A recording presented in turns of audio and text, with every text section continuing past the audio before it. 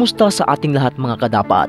Sa video na ito ay ating pag-uusapan ang ating isang kababayan ngayon na gustong makasali sa tinaguriang pinakasikat na singing competition sa Amerika. Walang iba kundi ang The Voice.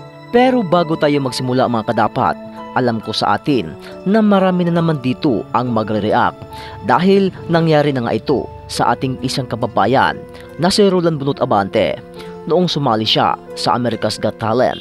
Pero mga kadapat, ay i-clear ko lang sa inyo na magkaiba po ang The Voice at ang America's Got Talent. Dahil sa ating napag-alaman mga kadapat na ang The Voice ay by coaching po ang pamamaraan sa competition, habang ang America's Got Talent po ay by judges ang butuhan, at doon rin magkaalaman ang buong desisyon kung sino ang kanilang pipiliin para manalo. Ngunit alam ko mga kadapat na marami sa ating Pilipino noon ang dismayado sa naging resulta at sa butuhan, lalong-lalo na hindi nakapasok para sa grand final ang ating kababayan na si Bunot Abante. Pero alam ko mga kadapat na mabilis makapag-move on ang mga Pinoy, pero iwan ko na lang sa Indonesian, doon sa pamilya at mga fan supporters ni Potri Ariani. Pero mga kadapat, sino nga ba si Lemuel Llanes, ang ating kababayang Pilipino na gusto mag-submit ng kanyang boses para sa The Voice audition at para maimbita para sa 24th season ng The Voice? Well mga kadapat, si Lemuel Llanes, isang former Filipino local lead vocalist at 11 years na sa kanyang experience sa music industry. Hindi lamang dito sa Pilipinas sumikat ang kanyang pangalan, maging sa international. Isa rin siyang social media musical influencer at sa kanyang various social media na almost 1 million followers na sa kanyang Facebook, at nakakuha na rin siya ng silver button sa YouTube. Sa totoo lang mga kadapat, siya nga ay sumikat sa kanilang banda na tinaguriang Ice Bucket Band noong 2014, at siya nga doon ang vocalist ng banda. Pero mga kadapat, isa rin si Lemuel sa sumikat na pangalan sa mundo ng musika. Marami na nga siyang mga kaibigang mga singer, at isa na nga dun ang Pilipinas Got Talent Season 1 champion na si Jovit Baldivino, Mitoy Yunting na kanyang nakakasama sa banda at sa kantahan, at marami pang ibang mga singer, mga lokal man o international na mga Pinoy singer.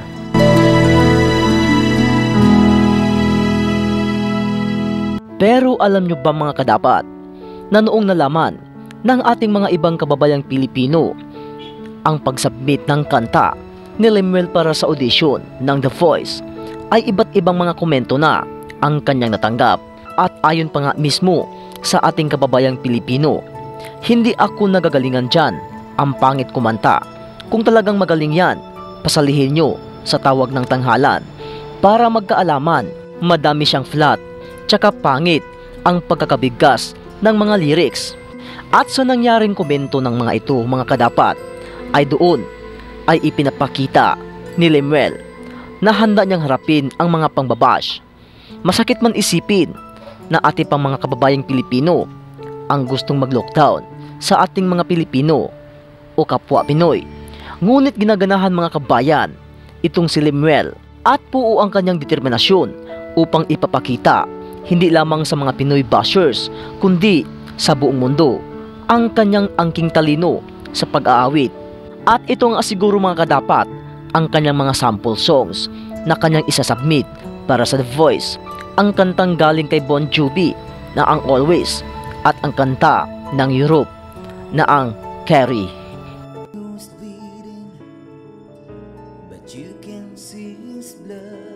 At sa naging intro mga kadapat, sa unang kanta ng Always ay hindi pa natin masyadong namamalayan ang ganda ng kanyang boses, ngunit ating pakinggan ang lyrics sa chorus na ito. Heto na mga kadapat.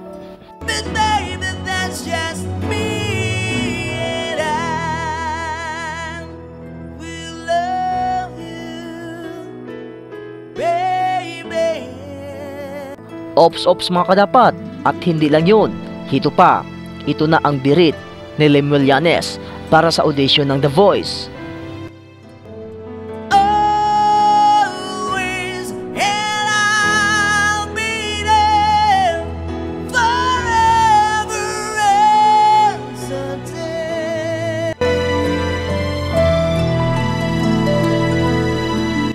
So sa inyong mga kadapat, sa inyong narinig na kanta at mga sample songs ni Lemuel Llanes para sa kanyang laban at sa kanyang pagsabit ng kanta para sa The Voice, ay magugustuhan nga ba ito ng mga coaches ng The Voice, kung saan baguhan pa dito ang isa sa naging coach na si Miss Reba McEntire, kasama ang mga veteranong coaches kagaya nila ni John Legend, Niall Horan at si Miss Gwen Stefani.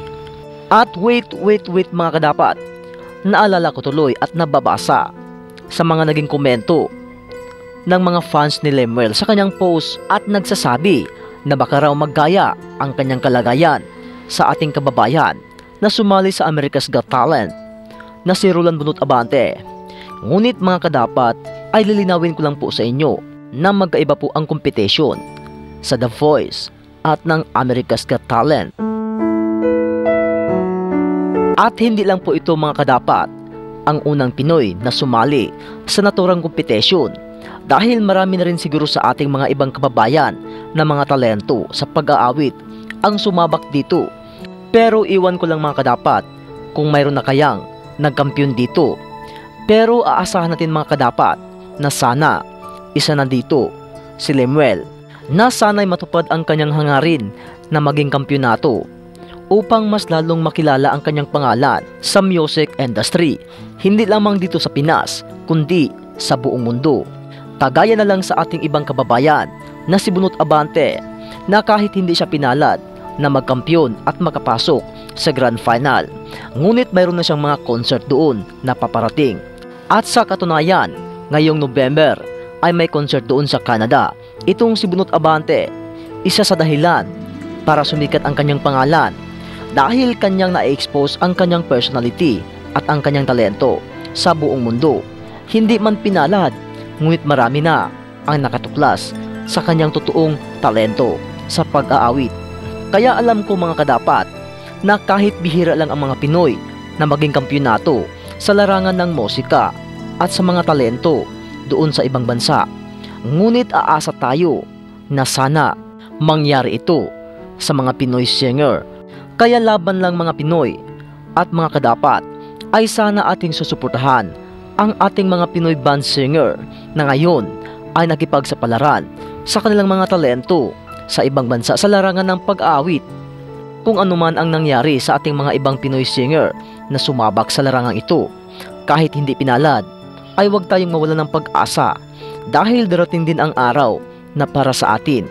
At sa aking analysis mga kadapat, na ang mga kanta ni Lemuel at sa kanyang boses at vokal ay bagay na bagay at swak na swak ito sa panlasa ng mga hurado, lalong-lalo na kay John Legend at itong kay Gwen Stefani.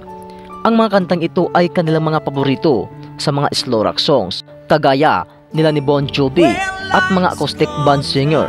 At bago po ako magpapaalam mga kadapat, dahil sa ngayon ay wala pa tayong balita kung na-invite na ba itong si Lemuel Llanes. Ngunit ang magandang balita dito, dahil ayon sa ating nakalap na sources, ay posibleng makasali siya sa audition. Kaya ito ang good news para sa ating lahat ng mga Pilipino. At mga kadapat, sa hindi pa nakakalam na ang signature song ni Lemuel Llanes ay ang kantang ito. At alam ko na marami sa atin ang nakakalam sa kantang ito dahil sumikat pa ito noong 1990s. At ito, pakinggan natin.